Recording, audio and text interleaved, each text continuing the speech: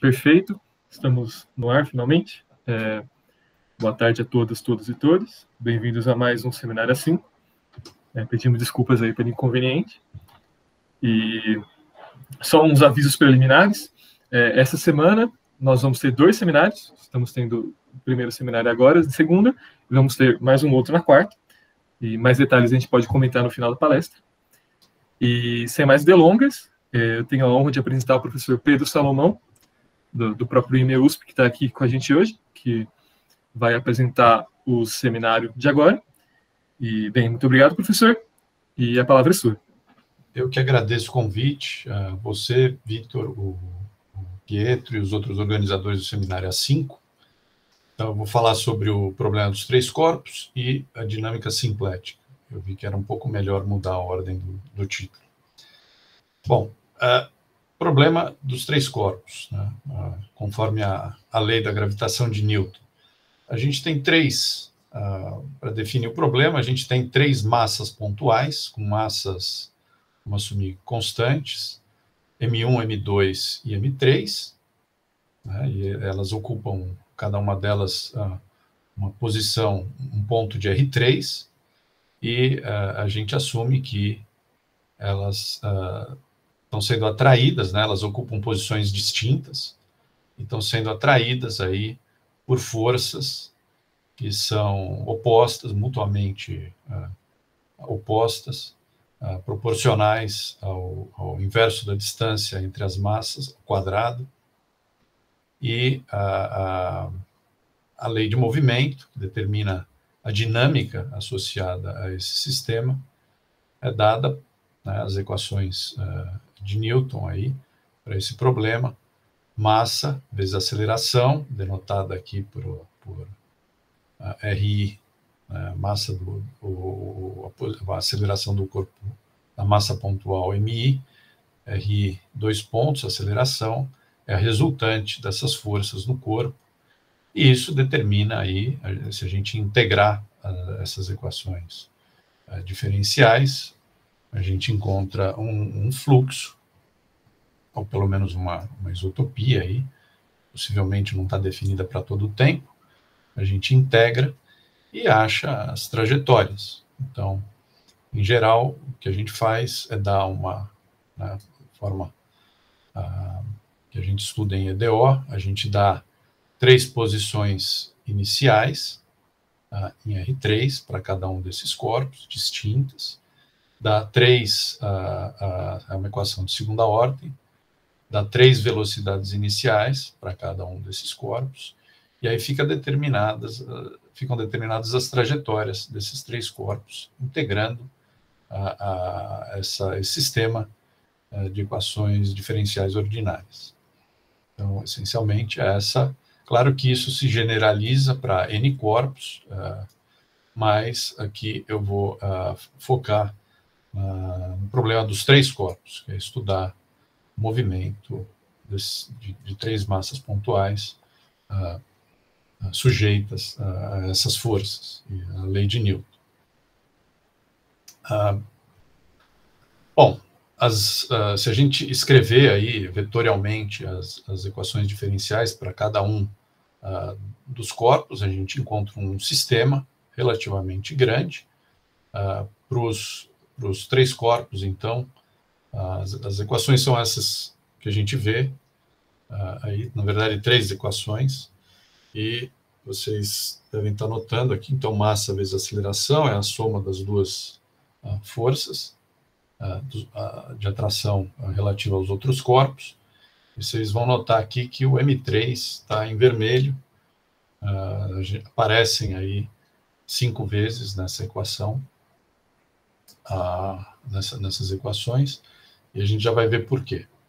Esse é um sistema com muitos graus de liberdade, né? Cada ponto mora em R3, com 3 graus de liberdade, são 3 pontos, 9 graus de liberdade.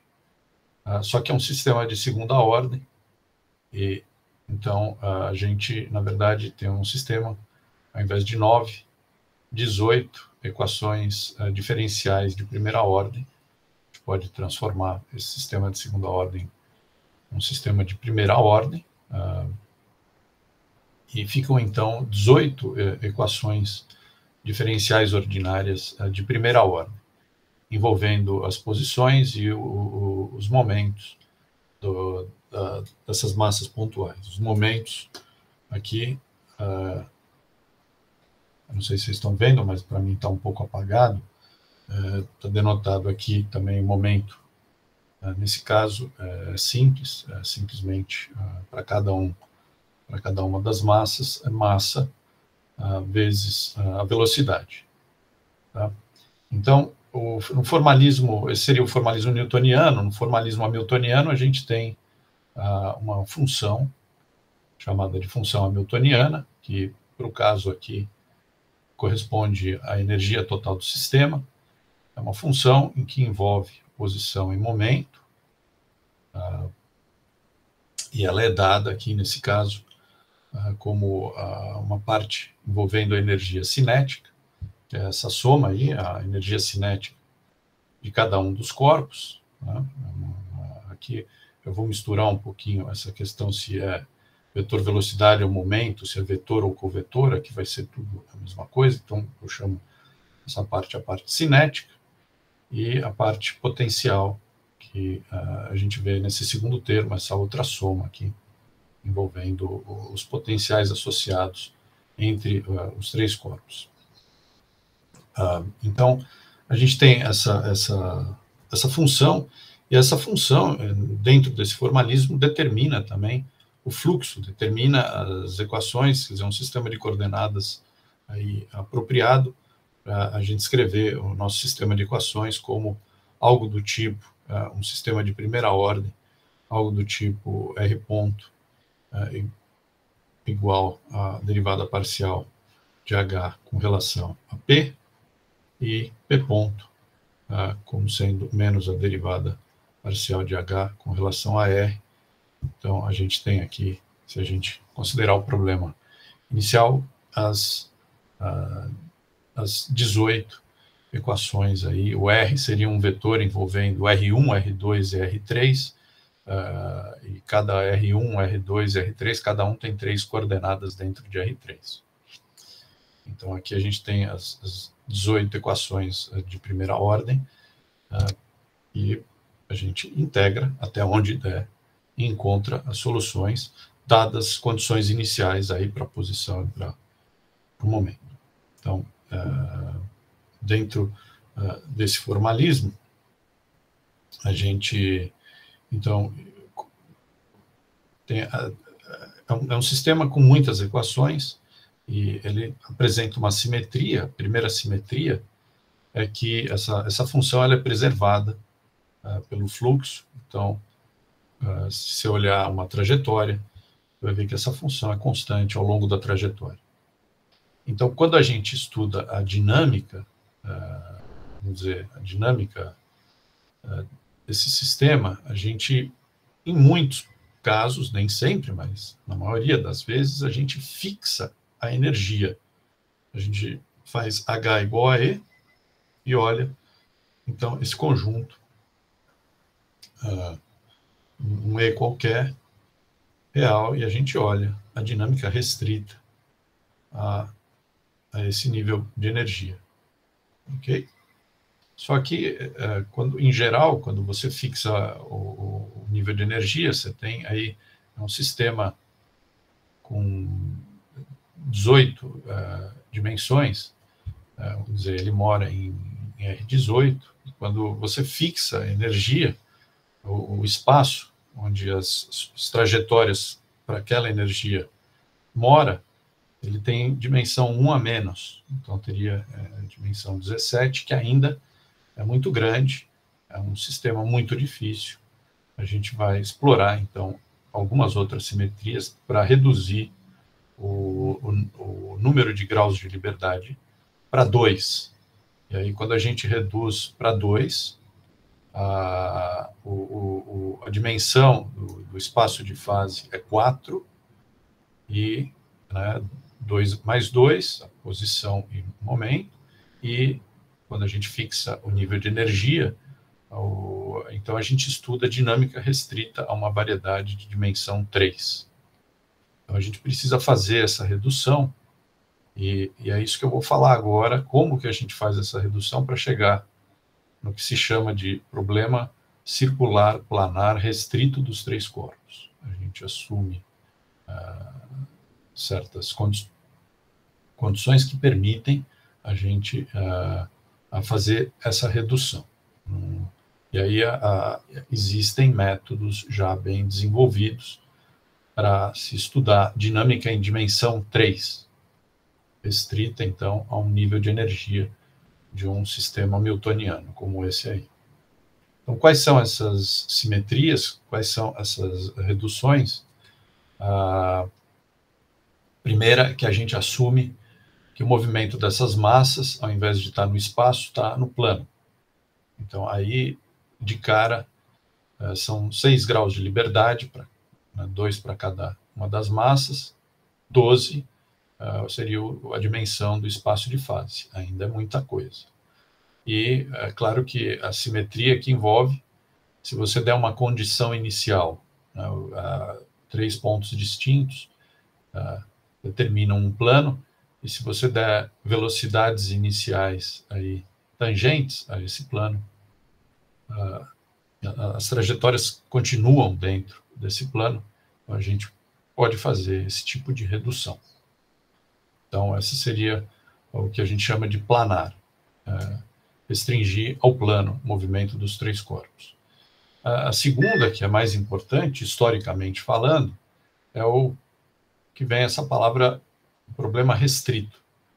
A gente assume que M3 é 0, mas isso é errado assumir, porque a gente sabe que uma massa, né, se você falar que a massa uma massa é 0, não existe a lei da gravitação de Newton. A massa é um número aí que a gente assume positivo. Mas se a gente olhar essas equações que aparecem aqui, a gente vai assumir que o M3 é 0. Mas como? Nas 2 primeiras equações, tudo bem. Se o M3 for 0, a gente vê que a gente cai numa equação envolvendo só as 2 massas, de forma elas ficam independentes. Aí não tem problema. E na terceira equação, a gente pode dessingularizar ela, e é muito simples fazer isso nesse caso. Simplesmente você divide. O M3 aparece em todos os termos, e então, se você dividir, você vê que a terceira equação ela não depende da massa do terceiro corpo, e ela só depende das massas e das posições dos corpos 1 e 2. Então, a equação diferencial ela sobrevive se a gente imaginar, então, que M3 é 0 nesse sentido de singularizando. Existe uma dinâmica residual aí, que é essa dinâmica que a gente vai estudar. Então, o sistema acaba ficando com esse formato aqui. A gente tem 2 equações envolvendo os 2 primeiros corpos, e essas 2 primeiras equações não dependem do terceiro corpo. Seria o problema dos 2 corpos no plano, que é bem mais simples. O problema dos 2 corpos é completamente entendido. E a gente sobra com uma equação diferencial aqui, de segunda ordem, que ela é tempo dependente. Se você der as trajetórias dos 2 primeiros corpos aqui, aí você obtém essa equação de segunda ordem, em que R1 e R2, você imagina que são funções no plano que dependem de T. Vamos chamar de T aí, o tempo. Ok? E aí a gente pode estudar essa equação diferencial aqui, seria essa equação diferencial, seria estudar o problema restrito. Eu já vou falar um pouco mais, porque não para por aí o uso das simetrias aí do problema. Ok? Então, essa massa aí, M3, a gente pode pensar como a massa de um satélite e, por exemplo, a massa dos primeiros corpos dos dois primeiros corpos como massas, uma aproximação para massas de planetas mais massivos. Então, o terceiro corpo, comparativamente aos dois primeiros, ele tem massa zero. Newton já usou, já tentou estudar esse problema, né, fazendo essas reduções que eu vou comentar a seguir, para entender, por exemplo, o movimento da Lua. Tentar encontrar uma solução, aqui, vamos dizer, para a terceira equação, que descreva, ou pelo menos aproximadamente, o movimento da Lua, né? E se aproxima, não é exatamente, mas se aproxima de um movimento periódico em torno da Terra. Então, nesse caso, os dois primeiros corpos que são considerados são o Sol e a Terra, e o satélite, né, que seria o corpo com massa desprezível. No caso da Lua, não é tão desprezível, mas ainda é pequeno, pode ver o que acontece estudando esse sistema. O terceiro corpo seria o movimento da Lua. Ou existe também, esse modelo é usado para muitas outras situações aí, envolvendo três corpos. Pode ser, por exemplo, os dois corpos massivos serem a Terra e a Lua, e o satélite seria um satélite artificial, que, por exemplo, você tem essas missões espaciais de enviar um satélite orbitando um dos corpos, passar ele a orbitar um outro corpo. Esse modelo ele também pode ser usado para isso. No caso, seria a Terra, a Lua e um satélite artificial. O terceiro corpo seria o satélite artificial. Mas aqui eu vou comentar originalmente o problema de estudar as duas massas, são o Sol e a Terra, e a massa desprezível, que não é tão desprezível, o M3 seria a massa da Lua. Okay?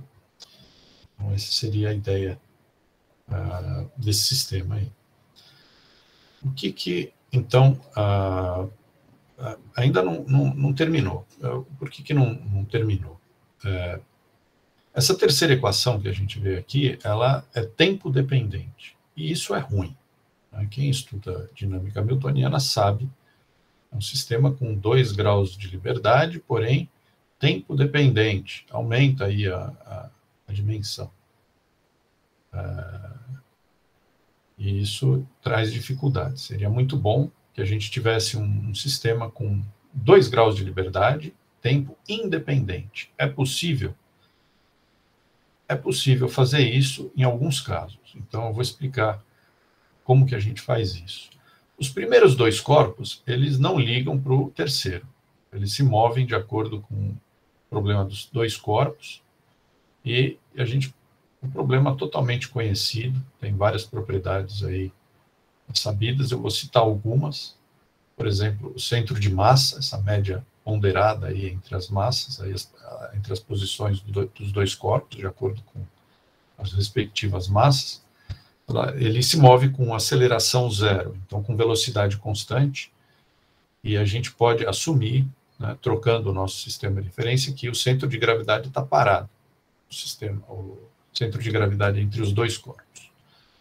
E sendo o sistema, o centro de gravidade parado, dá para a gente verificar, então, que a posição do segundo corpo ela é oposta à do primeiro corpo. Né? Um é oposto ao outro com relação, vamos dizer, à origem, que seria o centro de massa.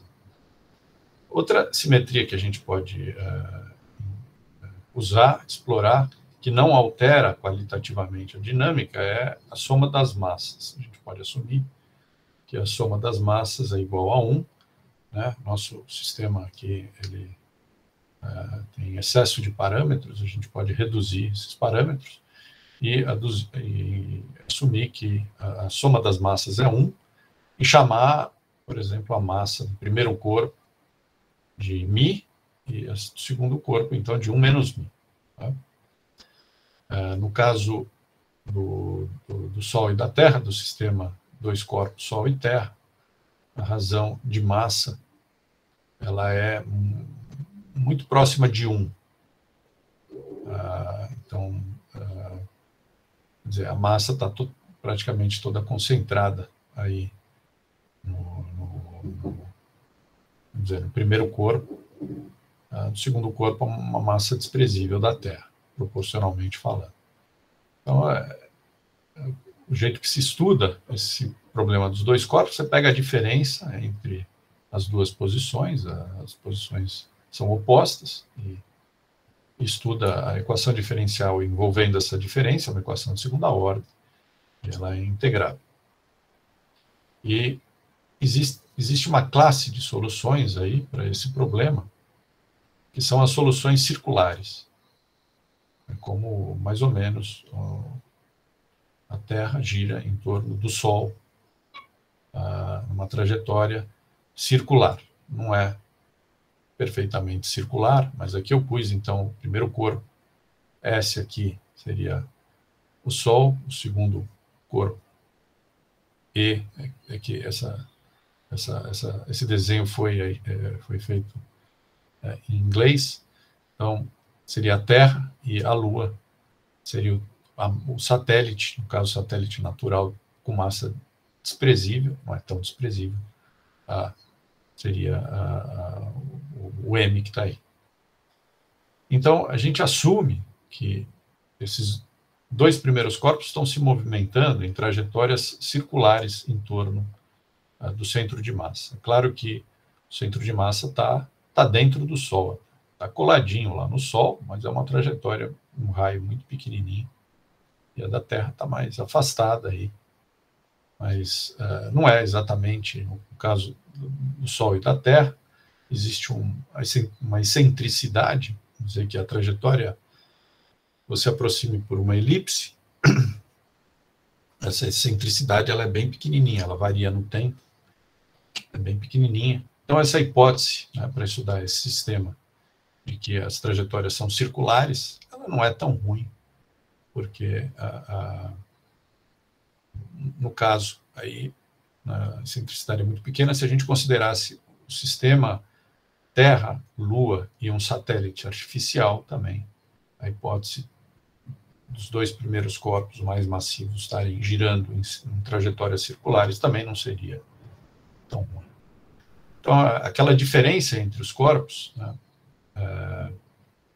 a gente assume que ela é uma trajetória circular, e aquela equação diferencial ela também diz para a gente que essa trajetória circular ela ocorre, né, os dois corpos, um é oposto ao outro, eles vão girando, o Sol nessa órbita circular aqui pequenininha, a Terra na maior, e a velocidade de rotação ela é constante ao longo do tempo. Existe até uma relação envolvendo o raio R, aqui seria a norma desse vetor xi aqui, a relação entre o raio e a velocidade angular, uma relação antiga, é constante. A gente pode assumir também, sem perder propriedades qualitativas do sistema, que isso aí é constante igual. Então, e aí o que acontece, né? A gente assume que é circular por simplificar o problema, mas não é uma simplificação tão ruim, né? E a gente tem agora que estudar o movimento da Lua, do nosso satélite, dada essa trajetória circular. Continuamos com um sistema que depende do tempo. Aquela terceira equação que eu coloquei no início, continua tempo dependente, ainda é um problema. Para a gente resolver o problema, o que se faz é colocar um sistema de referência, né? Eu vou só tentar esboçar um sistema de referência. Vou colocar aqui como se fossem coordenadas x e y, e aqui alinhado com a Terra, né, que gira, esse sistema de referência rotante, que gira junto com os corpos aí. A origem, pode assumir que a origem está no Sol, e é um sistema que gira com velocidade angular constante, né, porque os corpos giram com velocidade angular constante, de modo que, nesse sistema de referência, tanto o Sol quanto a Terra, eles ficam parados. Eles ficam fixos lá naqueles pontos. A gente até pode normalizar para que o Sol fique na origem e a Terra fique no ponto 1, 0 do plano. Assim. E aí a gente pode estudar o movimento, a dinâmica do satélite, da Lua, vamos dizer, com relação a esse sistema de referência rotante. Né? E aí que aparece uma coisa, uma vantagem muito grande de se usar esse sistema de referência.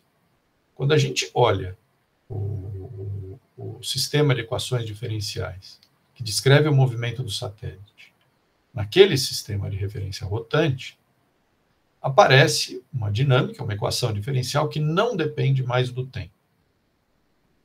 E, mais ainda, continua tendo um caráter hamiltoniano. E a função hamiltoniana é essa daqui, que eu coloquei. Ela depende de um parâmetro. Esse parâmetro você não consegue eliminar pelas simetrias. Então, ele depende desse parâmetro μ, que é a razão de massa entre os corpos massivos.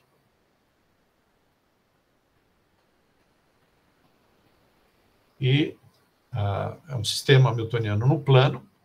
De novo, as equações diferenciais que determinam o movimento do satélite nesse sistema de referência são Q ponto é del H del P e P ponto menos del H del Q.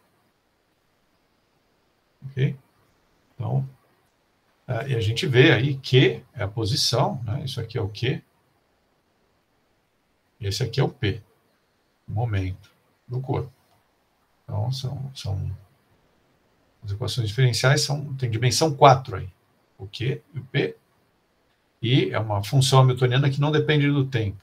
Então, ela é preservada no tempo.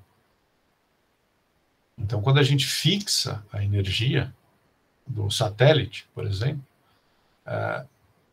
você fixa a energia, o lugar onde, dentro desse espaço de dimensão 4, vamos ver aqui, dentro do R4, vamos ver, exceto aí pontos de colisão, quando a gente fixa o nível de energia, a gente tem uma superfície de dimensão 3.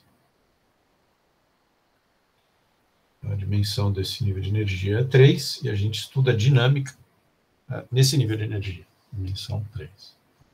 Então, esse é o chamado problema circular planar restrito dos três corpos. Ele é importante historicamente falando, porque ele é que motivou resultados do desenvolvimento que se chama hoje a teoria qualitativa dos sistemas dinâmicos, e também o que se chama hoje de topologia simplética. Originariamente falando, esse problema teve grande influência. Topologia simplética e, mais recentemente, a área de dinâmica simplética. Então, eu vou falar aqui um pouco sobre a dinâmica do satélite. Né? Aqui seria esse plano Q aqui, que é o plano que envolve a posição do corpo. Né? Aqui são 3 situações diferentes. Os 3 planos.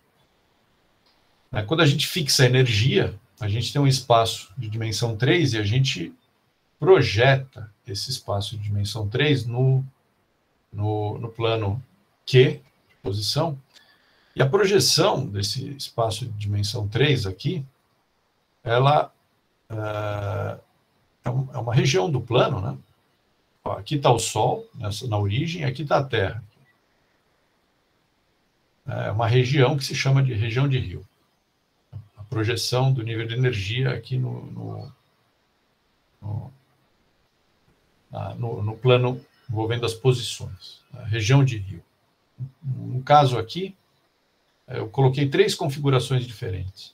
Energia baixa, quando o satélite tem energia baixa, é quando você sobe um pouco mais a energia dele, e quando você passa aí, o que se chama de valor crítico, né? Aqui seria um nível crítico, e um pouquinho acima do nível crítico. Quando você tem energia baixa, o que acontece é que o satélite ele fica passeando aqui em torno do primário, vamos dizer, ou em torno do Sol, fica passeando aqui, não sei como, ou em torno daqui, depende da condição inicial, né?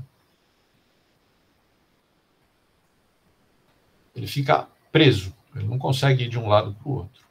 Quando você sobe a energia dele, né, quando a gente aprende em química, um catalisador, né? A reação química ocorre quando você empurra o seu sistema para um nível de energia maior. Né? O que acontece quando você chega nesse ponto crítico, essas 2 componentes elas se encostam. Aqui tem um pontinho de equilíbrio, ele fica parado, ele não se mexe. É um ponto de equilíbrio aí. Se você puser lá o satélite naquela posição, né, com aquela condição inicial aí correspondente, ele vai ficar paradinho lá, não vai se mexer. As outras trajetórias elas ficam fazendo mais ou menos a mesma coisa, ficam girando em torno aí. É claro que poderia colidir, né? E aqui aparece um primeiro problema, são órbitas de colisão com os primários.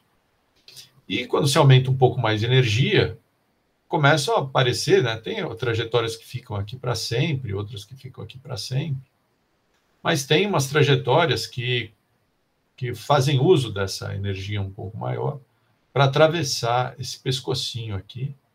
Ela chega aqui, ela fica oscilando e depois ela passa para o outro lado, né?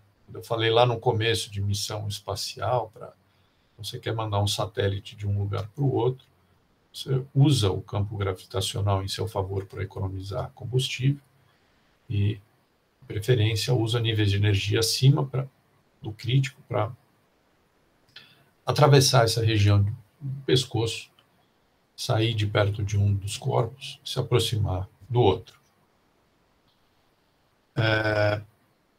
Eu vou focar aqui nesse caso. Bem, a teoria de dinâmica simplética, ela hoje está sendo desenvolvida para esse terceiro caso, de níveis um pouco acima, mas é uma história diferente. Então, eu vou falar sobre os primórdios, os avanços de Poincaré e Birkhoff, que estão relacionados à dinâmica para níveis abaixo do nível crítico. Essa daqui, onde eles ficam presos aí nessas regiões. Tá? Uma observação, né, porque naquela época as ferramentas matemáticas eram escassas, as estruturas eram poucas, então você tinha que usar resultados, assim, eram obtidos de forma mais braçal. Um deles, por exemplo, o teorema da função implícita. Né? Você tem uma solução de uma equação, e aí você perturba um pouquinho a sua equação, e se a sua solução ela for suficientemente não degenerada, aquela solução ela persiste para sistemas perturbados. Então, Poincaré usou esse tipo de ideia para mostrar que existem infinitas órbitas periódicas aqui, nenhum caso eu desenhei, mas existem infinitas órbitas periódicas que se fecham após um tempo e passam a fazer a mesma trajetória repetidamente na região aqui, perto do Sol, a região do primário pesado. E como é que ele fez isso? Né? Seria o primeiro um dos resultados importantes em mecânica celeste do Poincaré, que deu origem ao que se chama de teorema do ponto fixo de Poincaré-Birkhoff. Ele considerou que o μ é muito perto, aqui eu tenho que é só uma questão de convenção, não muda nada. Eu coloquei μ perto de zero, significa que a massa ela está praticamente toda concentrada aqui no Sol. Okay? Talvez seja o oposto da convenção que eu tinha usado antes, mas aqui μ perto de zero é como se o Sol tivesse toda a massa, que é o caso. E o que acontece nesse caso, quando você empurra esse parâmetro μ aqui para zero, o seu sistema, esse que está aqui, ó, ele passa a se comportar de forma muito parecida com o sistema em que μ é igual a zero, e o sistema em que μ igual a zero, só vou escrever aqui, é só substituir μ por zero nessa equação, e a gente obtém algo, isso aqui. Esse é o chamado, um chamado de problema de Kepler rotante. E é um sistema integrável. Um sistema integrável, ele tem simetria. Ele tem uma outra integral primeira, momento angular. Então, as trajetórias, elas são totalmente conhecidas. E a ideia do Poincaré foi, se eu encontrar algum padrão aí interessante para esse problema, quem sabe, através de argumentos perturbativos, eu passe essa informação para o problema circular planar restrito dos três corpos, para mostrar que tem uma não degenerescência suficientemente grande. Então, o que acontece, né, no problema de Kepler rotante, quando μ vale zero e a gente quer passar a informação para μ positivo, através de um teorema simples da função implícita, é que existem duas órbitas periódicas, que eu vou colocar aqui, assim, uma girando nesse sentido, que é chamada de retrógrada. Na verdade, eu troquei o sentido. Deixa eu inverter aqui. E uma girando no outro sentido, chamada de direta. Elas envolvem aqui, elas giram, são um sistema de coordenadas aí bom para o sistema de Kepler rotante. Elas são realmente trajetórias circulares aí. Tá? E o que acontece é que essas duas órbitas periódicas, elas são bordo de uma seção global. Uma seção global, quer dizer, você tem um nível de dimensão 3 lá, e você tem essas duas órbitas periódicas. Eu vou fazer um desenho aqui com um certo... Só para simplificar, porque o desenho não é exatamente esse. E existe uma superfície ligando essas duas órbitas. É um cilindro, é um anel. E toda a trajetória, lá dentro daquele nível de energia, ela bate transversalmente o interior desse anel. Então, a dinâmica restrita àquele nível de energia, ela pode ser estudada através da dinâmica da aplicação de primeiro retorno associada. Essa foi a ideia do Poincaré. O que ele checou? Que para μ igual a zero, tem essa seção global, do tipo anel, e se você perturbar os dados, essas órbitas periódicas aí, genericamente falando, elas são não degeneradas. Então, se você perturba o seu sistema, elas persistem, elas continuam lá. E não só elas continuam lá, mas aí é uma análise local, essa seção global ela continua existindo. Então, para μ próximo de zero, o que acontece é que a seção global continua existindo. E o Poincaré, ele ainda percebeu, né, porque é uma aplicação de primeiro retorno no anel. Essa aplicação de primeiro retorno no anel, eu vou identificar assim, ó, esse lado com esse lado, ela ela tem um twist. Ela pega um bordo, mapeia, vamos dizer, para a direita, e no outro bordo, mapeia para a esquerda. Aí isso deu origem ao problema do ponto fixo de Poincaré-Birkhoff. Essa aplicação ela preserva uma área finita, e quando você tem essa preservação de área finita, com essa condição topológica de twist, é como se o anel fosse torcido. Você tem infinitas órbitas periódicas. Então, essa foi a ideia do Poincaré. E é um argumento perturbativo. Ele perturba as órbitas periódicas, perturba a seção global, porque o sistema ele é suficientemente não degenerado. Então, você obtém aí essa dinâmica para o problema dos três corpos, μ maior do que zero. Tá?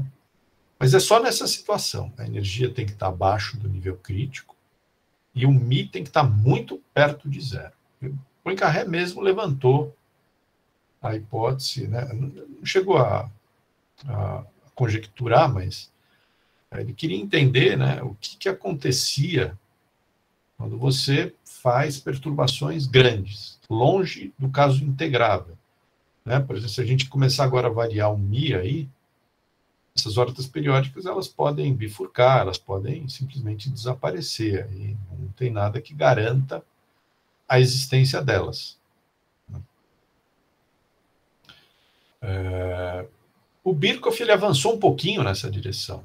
Ele mostrou que a retrógrada, essa órbita aqui que eu coloquei girando nesse sentido, que é a retrógrada e a direta, são nomes aí de mecânica celeste.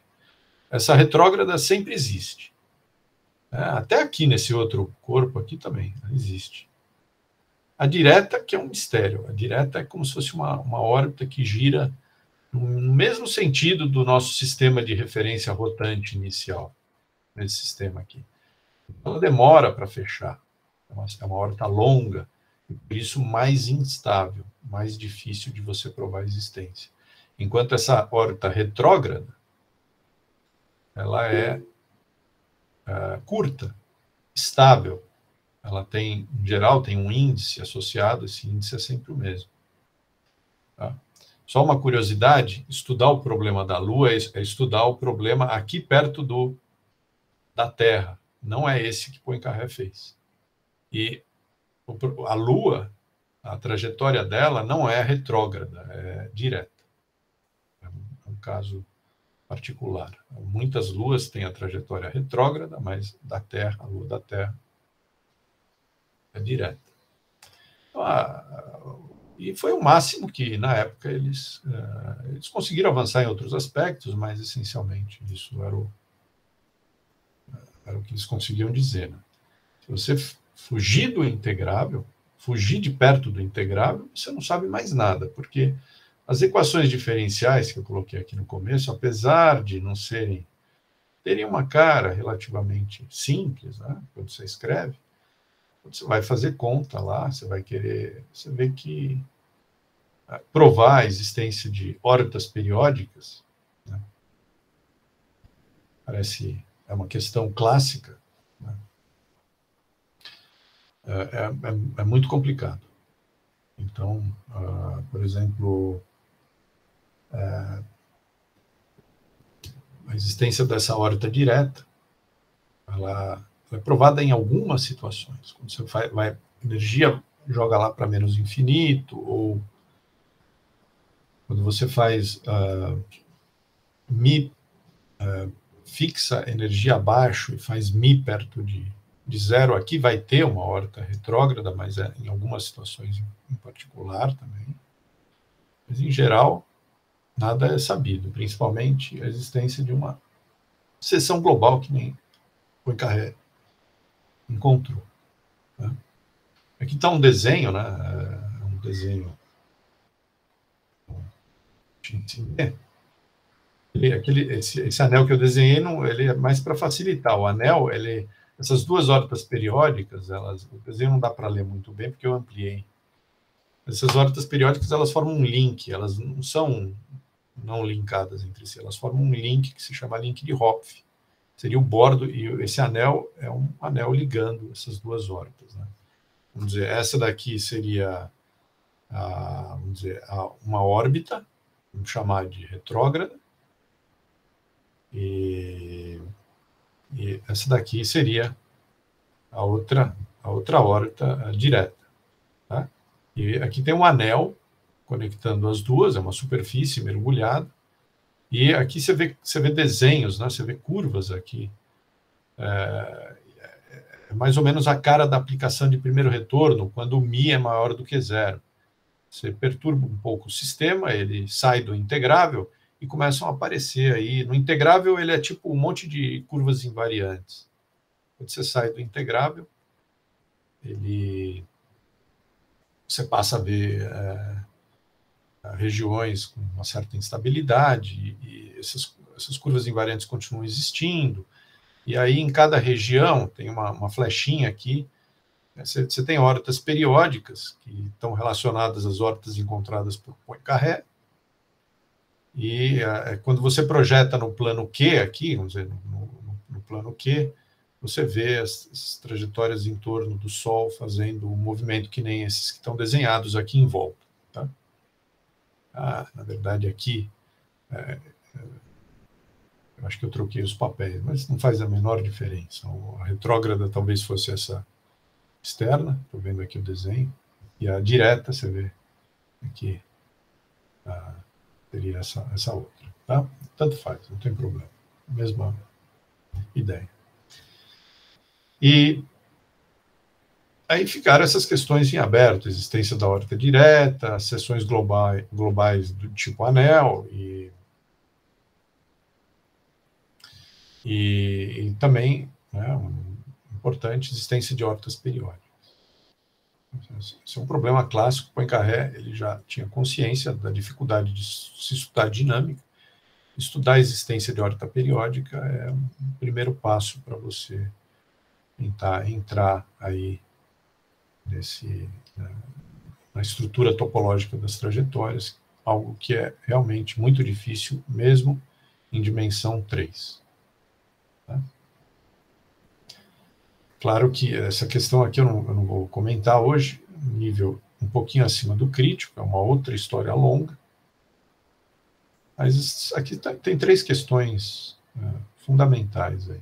Tá? Para mim, qualquer entre 0 e 1, quer dizer, longe do integrável, longe do caso integrável. Tá?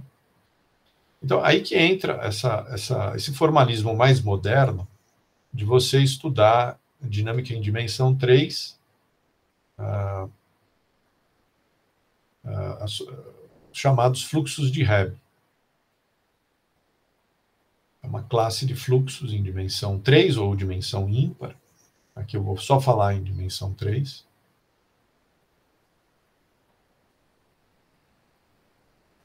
Você pega e que esse fluxo, ele, de alguma forma, parametriza a dinâmica num nível de energia daqueles que eu comentei lá de Poincaré. No problema dos 3 corpos. Restrito, circular e planar. A gente tem uma variedade de dimensão 3, para simplificar, fechada e conexa, e a gente considera uma forma nessa 3 variedade. A gente chama de a forma de contato. Uma forma lambda, satisfazendo lambda, aqui esse wedge de lambda, quer dizer, uma 3 forma, isso aqui é sempre diferente de 0. Tá? Aqui é uma 3 forma. Uma forma de volume na 3 variedade. E aí o que é importante aqui é que essa forma de contato, ela determina um campo de vetores, que se chama campo de Hebb. E ele é determinado por essas equações aqui envolvendo a forma e a derivada dela. Bom, não precisa entrar em detalhes aqui sobre essas equações, sobre o significado, mas quando a gente está dentro de R4, o desenho que eu fiz no começo aqui em R4, e você pega um nível de dimensão 3, tá? Exemplo clássico aí de fluxo de Hebb em dimensão 3, você pega dentro de em R4, um nível estrelado em relação à origem. Seria S, uma hipersuperfície que é difiomorfa, uma esfera de dimensão 3. E ela é estrelada em relação à origem, quer dizer que se você passar aqui pela origem, pegar a reta passando pela origem, ela intersecta transversalmente a sua superfície. E aí o campo, se você restringir a forma de Liouville em R4 a esse nível de energia, dá uma forma de contato, e o campo de Hebb é paralelo ao campo hamiltoniano, qualquer que seja a função hamiltoniana que define esse nível de energia. Então, esse é um formalismo um pouco diferente, mas ele inclui muitos níveis de energia. A gente chama os níveis de energia de contato de um sistema hamiltoniano. Em particular, aqueles que eu comentei, os níveis de energia, problema dos três corpos, né, essa variedade de dimensão 3 que se projeta aí nessas regiões, ela é de contato. Você encontra lá uma forma, o campo de Hebb ele é paralelo ao campo hamiltoniano. Então, você pode estudar a dinâmica usando esse formalismo. Eu vou dar um exemplo de um resultado de dinâmica simplética. Hofer, Vysotsky e Zen. Se você pegar um nível de energia aqui, que é estritamente convexo, esse S que eu coloquei aqui, se ele for estritamente convexo, quer dizer, curvatura positiva, curvatura seccional positiva em todo ponto, então a dinâmica lá admite uma seção global. Você encontra uma órbita periódica e um disco, de modo que toda a trajetória retorna para esse disco. Então, é um resultado geral. Qualquer nível de energia estritamente convexo, você encontra aí uma seção global do tipo disco. Você estuda a dinâmica restringindo a uma aplicação de primeiro retorno para um disco de área finita. Então, por exemplo, esse disco vai ter que ter um ponto fixo, que é uma segunda órbita periódica. Essa segunda órbita periódica estaria aqui, um ponto fixo. E aí você pode, sob determinadas condições, aqui nesse caso você sempre pode construir aquela seção do tipo anel associada a essas duas órbitas periódicas. Então, o ponto fixo aqui, ele corresponde a uma órbita periódica que lá, esse problema, isso que eu falei de ser convexo, ele pode ser aplicado lá no problema dos três corpos inicial. E essa órbita é dada aqui, ó, a bordo da seção tipo disco, ela é a órbita retrógrada. Enquanto que um ponto fixo, isso bem escolhido, ele corresponde a uma órbita direta. Essa é uma estratégia, por exemplo, para provar a existência da órbita direta. E a demonstração desse resultado usa curvas pseudolomorfas. Não dá para você resolver um problema desse sem curvas holomorfas. Assim, ninguém tem a menor ideia de como fazer isso, né, de forma mais geométrica ou variacional. Então, eu vou dar uma ideia de como você usa curvas holomorfas para resolver um problema que nem esse. É um pouquinho mais técnico, mas eu não vou colocar muita coisa, né? A gente tem a nossa 3 variedade de contato, que é uma M, a nossa forma de contato, é uma 3 variedade de contato.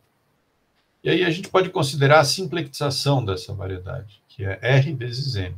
Seria uma 4 variedade, tem dimensão 4.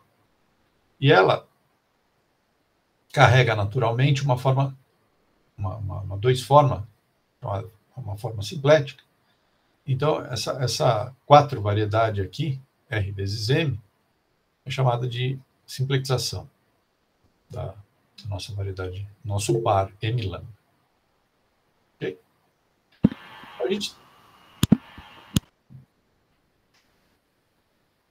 Então, o desenho é mais ou menos assim. Tem M aqui, e a gente multiplica o produto cartesiano com R, tem uma variedade de dimensão 4. Tá? Professor, desculpa te interromper, mas o que é esse EA? E com isso em cima? Então, aqui, nesse fator R, a gente põe coordenada A. Okay? Então, E elevado a A é simplesmente uma função aqui. Quando você multiplica por lambda, lambda a gente passa a ver como uma unforma nesse produto. Então, isso aqui é uma unforma, aqui na simplicização. Isso aqui é a derivada. É uma 2 forma. Tá? E uma conta simples mostra que, pelo fato de lambda ser uma forma de contato, essa derivada aqui, ela é uma forma simplética aqui nesse produto, na simplicização. Certo. Porque de lambda é tipo simplética só no kernel, né? Alguma coisa assim. Isso. Então, bom você ter falado. De lambda restrito ao núcleo de lambda é uma forma simplética, uma forma bilinear, não degenerada. Aqui, vou denotar isso aqui. Sim. Então, ela é uma forma simplética quando você olha na simplicização e se deriva esse produto aqui. Tá bom? Então, o desenho aqui em M, que é uma variedade de dimensão 3, foi bom você ter falado isso. Em cada ponto P da variedade de dimensão 3, a gente tem um núcleo da forma de contato, que essa distribuição é a estrutura de contato, e a gente tem um núcleo que é transversal, pelo fato de ser forma de contato, o núcleo da derivada de lambda, que é unidimensional transversal à estrutura de contato. E o campo de Hebb, ele é um campo no núcleo da derivada, normalizado por lambda, para ter valor 1. Então, tem a dinâmica do campo de Hebb, e a gente tem mais estrutura. Tem aí um fibrado simplético, a gente tem a simplicização. O que a gente faz com isso? Nessa simplicização, a gente considera uma estrutura quase complexa, que ela faz o seguinte, né? Ela pega essa direção real aqui. A estrutura quase complexa é um endomorfismo do fibrado tangente, que faltou um Tzinho,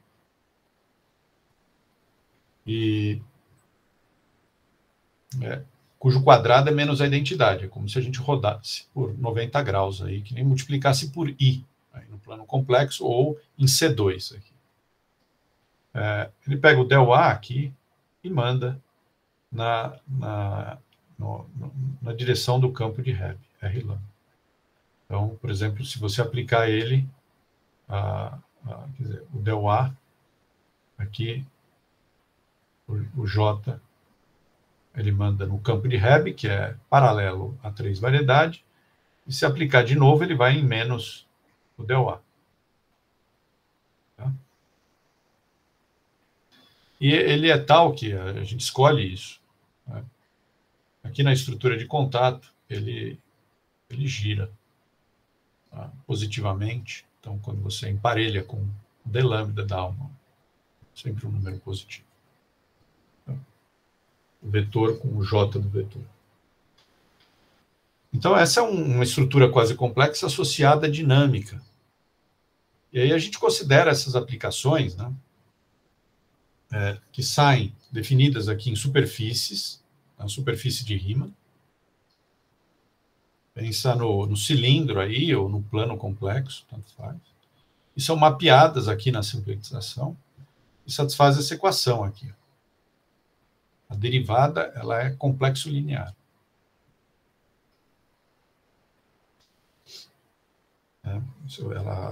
As estruturas complexas comutam. O J-til comuta com o I. Então, simplificando, vamos dizer que a gente tenha um cilindro. E essa aplicação, o til pseudolomorfa, esteja definida num cilindro. Se ela tiver energia finita, tem aqui uma definição de energia, né? Vamos assumir que ela é finita, não importa muito, o significado é bem técnico. O que acontece é que esse cilindro é mapeado aqui na simpletização, e esse cilindro, você vai encontrar órbitas periódicas aqui do seu fluxo de Hebb, por assim, e esse seu cilindro pseudolomorfo, ele vai se aproximar dessas órbitas periódicas quando você projeta lá na 3 variedade. Então, se você olhar aqui, o desenho seria um cilindro que, na direção real, ele explode para o infinito.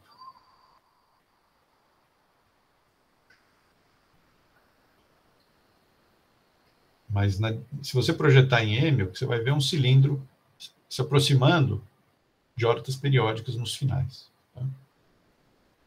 É uma figura mais ou menos essa. Ou se for um plano, também, se tiver energia finita, ele vai se aproximar de órbitas periódicas, porque o J está associado à dinâmica. Então, é uma curva holomorfa, e a vantagem de você estudar curvas holomorfas é que ela filtra muita coisa.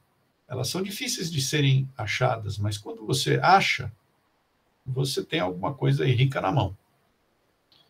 Porque elas aparecem em espaços de dimensão finita, genericamente falando. Elas podem ser deformadas de um contexto para o outro. Você tem controle sobre elas. Existem teoremas de compacidade para essas curvas, teoremas de intersecção, teoremas do comportamento assintótico delas. Teoria já bem robusta em simpletização, desenvolvida principalmente por aqueles 3 autores que eu citei no começo, Hofer, Vysotsky e Zen. Então, principalmente você tem uma teoria de Fredholm, que vai dizer assim, você tem uma curva pseudolomorfa, resumindo um pouco, simplificando, então ela mora num espaço de dimensão finita, quer dizer, você tem lá outras curvas próximas a ela, né, formando um espaço local de dimensão finita, e a dimensão é dada por uma fórmula que depende do comportamento assintótico, depende de propriedades topológicas da curva. Então, aqui está o desenho de 2 curvas de energia finita projetadas na nossa 3 variedade. Porque no final a gente quer estudar dinâmica, a gente projeta as curvas na 3 variedade. E aí a gente quer, claro, que, por exemplo, a projeção seja um cilindro conectando as órbitas periódicas e, de preferência, que seja uma seção global, né? Sob certas condições. Essa seria a ideia. Essa última parte que eu vou falar agora, quer dizer, é sobre como que você pode usar essas curvas holomorfas. Qual que é a ideia aqui? A ideia do Poincaré é meio parecida. Ele foi lá, estudou um caso integrável e perturbou. Aqui não deixa de ser semelhante. O ponto é que, quando você tem uma situação integrável, você, em muitos casos, consegue achar essas curvas pseudolomorfas. Explicitamente, às vezes, ou por um argumento topológico, analítico, você prova a existência dessas curvas holomorfas. E a hora que você tem essas curvas, você pode tentar deformar elas para um sistema não só pertinho daquele que você encontrou, mas para um sistema que está bem longe. E as construções associadas permitem esse tipo de deformação. Então, essa é a principal ideia. Você deformar curvas holomorfas que você achou por um caso integrável para uma situação longe do integrável. E isso é o que foi feito, por isso eu vou falar rapidamente, isso é o que foi feito para provar esse teorema aqui. Para que o enunciado do teorema não diz nada sobre curvas holomorfas. É um teorema envolvendo dinâmica, mas foi provado usando curvas holomorfas. Então, aqui, né, eu falei, isso aqui é um problema para um nível de energia estritamente convexo dentro de R4. Você pega o elipsoide, que é uma hipersuperfície dentro de R4, e você encontra as órbitas que correspondem à retrógrada, à direta, você encontra outras órbitas periódicas, dependendo do elipsoide que você encontra essas seções globais, do tipo anel, do tipo disco, associadas a elas. E você encontra essas seções globais como projeção de curvas holomorfas. Aqui eu estou desenhando a projeção de uma curva holomorfa. Então, elas são, essencialmente, curvas holomorfas na simplicização. E aí, o que se faz? Esse aqui é o último slide. No caso do elipsoide, por exemplo, você encontra um disco, uma seção global do tipo disco, um elipsoide, para aquela órbita periódica. Você deforma, é uma construção que se chama cobordismo simplético, você deforma os seus dados. Deformar os dados significa deformar a forma de contato e deformar o J-til, a estrutura quase complexa. Você deforma, mas não perturbativa, você deforma, é possível mostrar que é possível você deformar para qualquer caso. E empurrar a sua curva holomorfa. Aqui no desenho eu tentei fazer algo do tipo, assim, você vai deformando, aqui é a curva holomorfa para o sistema não perturbado, aí você começa a perturbar, essa curva aqui começa a fazer alguma coisa aqui.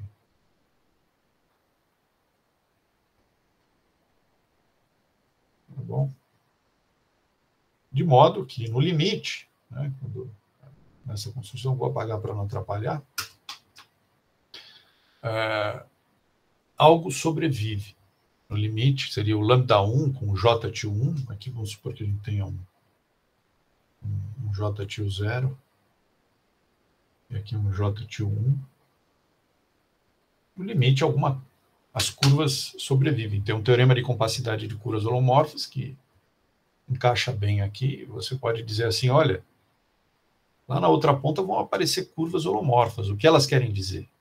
Aí envolve todo um estudo analítico, algébrico, para você poder dizer assim, olha, encontramos, né, no caso lá, a gente tinha um nível de energia convexo,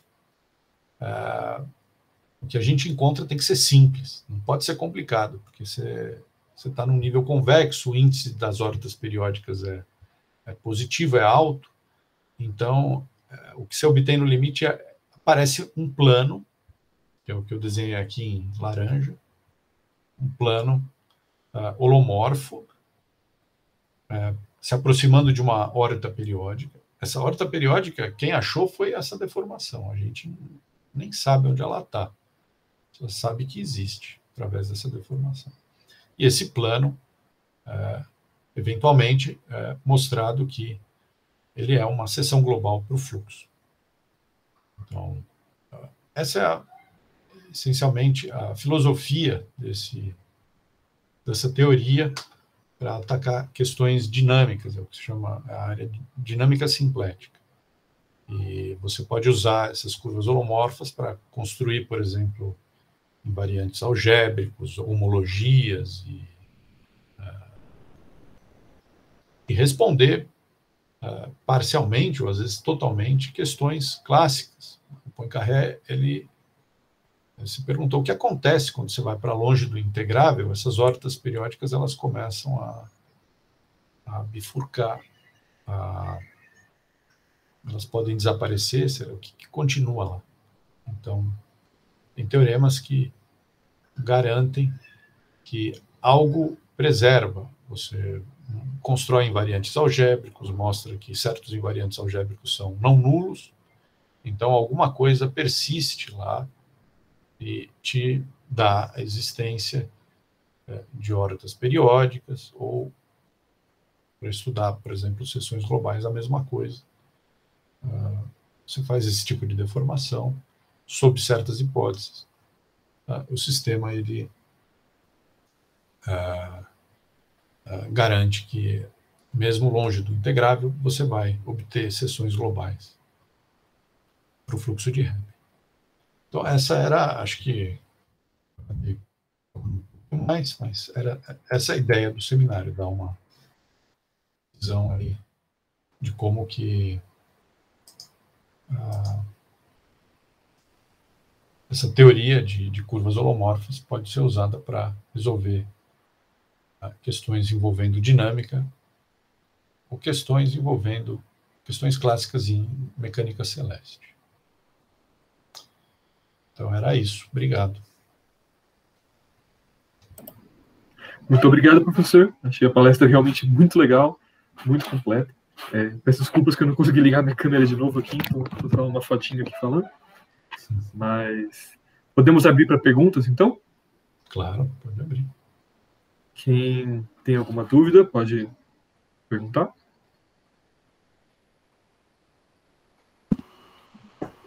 Bom, parece que ninguém falou nada, então deixa eu fazer minha pergunta boba. Desculpa essa pergunta um pouco. Mas no começo a gente para simplificar o problema, a gente tinha deduzido o caso que os três corpos estavam no plano, né? Isso. Mas depois, quando a gente quer fazer esse outro tipo de argumento sobre a existência de órbitas, parece que não é mais o caso, né? Você diz... Deixa eu voltar no slide que você... Porque a gente justamente está estudando...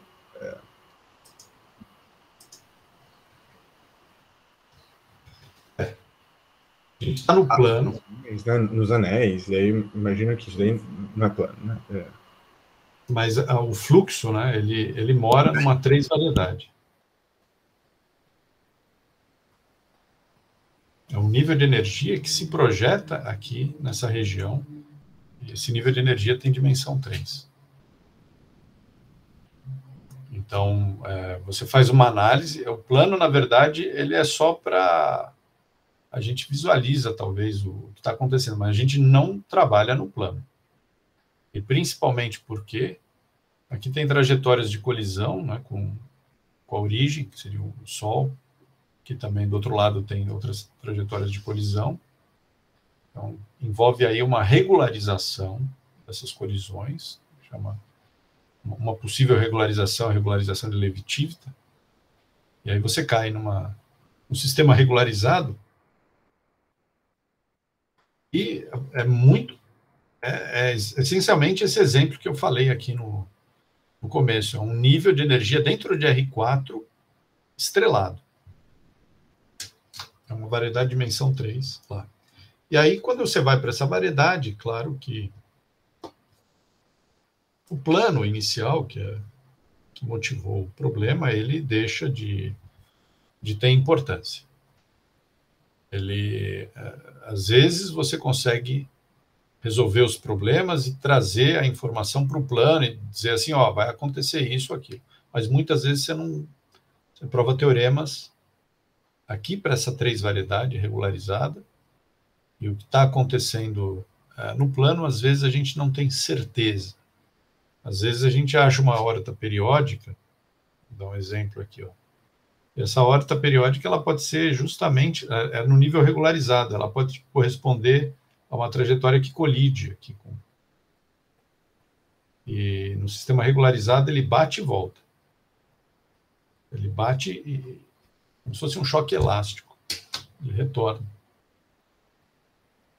A velocidade oposta, assintótica. Então, pode acontecer isso. A gente resolve o problema para o sistema regularizado, que, em muitos casos, você não consegue falar sobre o que está acontecendo no plano. Uma forma diferente aí de abordar essa questão. A gente não resolve focado no plano. Não é isso. Mas, qualitativamente falando, não tem diferença nenhuma. Não é... Apesar de que pode ser que exista uma certa motivação mecânica celeste para você dizer assim, olha, no plano o comportamento é esse. mas em geral a gente não fala. Certo, obrigado.